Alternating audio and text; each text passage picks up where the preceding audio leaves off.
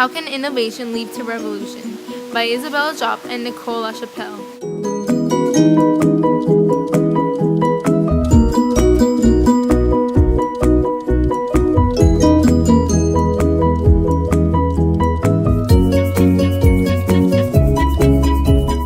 William Harvey was a physician. He studied the circulation of the human body. In 1628, Harvey published his discovery of how the blood circulates around the body.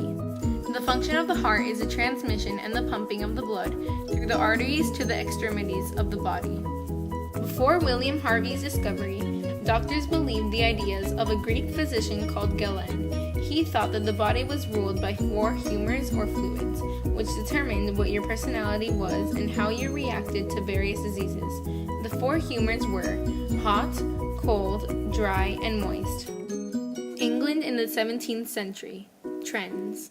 Demographics. His discovery was received with great interest in England. His approach also influenced men such as Robert Boyle, Robert Hooke, and Richard Lower. Technology. Medicine was still happening by wrong ideas of the human body. One of the most common medical practitioners of medieval Europe were barber surgeons. This consisted in cutting an extremity of your body and letting blood come out. They thought that the disease would come out with the blood, but many people bled to death. Then, in 1628, Harvey published his discovery on how blood circulates around the human body. Many people's beliefs were proven wrong. Environment. People knew very little about hygiene in England. They were not aware that disease was spread by germs. They didn't even think of washing their hands after eating, so disease was spread quickly. Culture. This century was marked by the wars of religion by 2 different Christianities, Protestants and Catholics. The church thought that if you had an illness, it was caused by sin. Also, opening bodies was against Christianity. Economics. Nobility, farmers owned land, and craftsmen. During this time period, the slave trade was happening, so England had a lot of power due to the ports that had brought the ships that contained the slaves. The UK had many colonies that took many resources from other colonies. Politics. In that time period in Europe, there was a parliament and a monarchy. The monarchy of the Kingdom of England began with Alfred the Great and ended with Queen Anne, who became the Queen of Great Britain.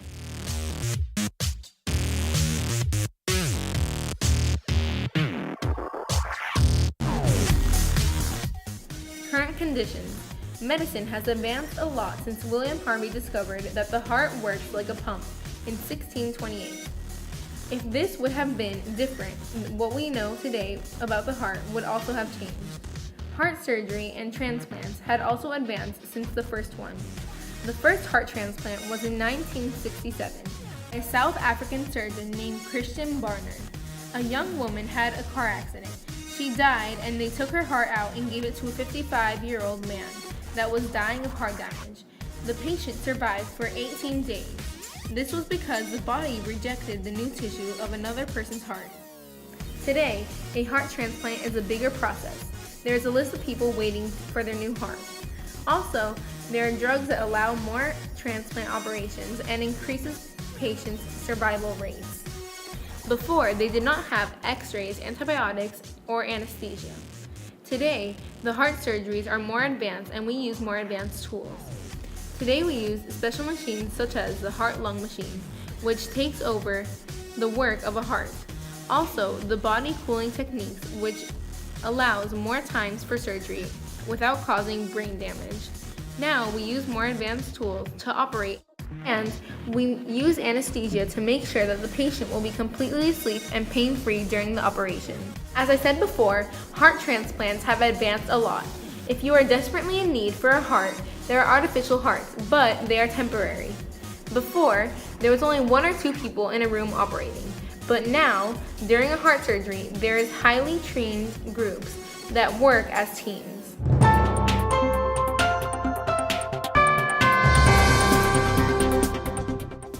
Thousands of heart surgeries are performed every day in the United States, even though there's a shortage of donor organs. In 2012, more than 2,300 people had heart transplants. Cardiovascular disease is the leading cause of death in the United States, claiming 900,000 lives each year, more than are claimed by cancer. More women than men die of heart disease, and thousands of children are born each year with heart problems. There are not enough donors available for everyone who need a heart transplant. If they need, you will be added to a list. Later, a suitable heart may come within few weeks, months, or even years. Last year, there were 145 heart and lung transplants. This is becoming a big issue. But the following organizations can help. American Heart Association. The mission of this organization is to build healthier lives, free of cardiovascular disease and stroke. This will reduce disability, death, and transplants by cardiovascular disease, so people will need less hearts for a heart transplant. NHS Organ Donation Register. This helps spreads the word to the world what's happening. People die every day in need for a heart transplant. It helps find more donors and spread the word, so people will be able to have the transplant they need. The United Network for Organ Sharing. UNOS is in charge of a system that is in place to assure to find a suitable organ to people who will benefit the most from it. This can influence the future because hearts are no longer going to be lost in people that are not suitable for it. This makes sure that it goes to the right person and makes sure that the transplant will be successful.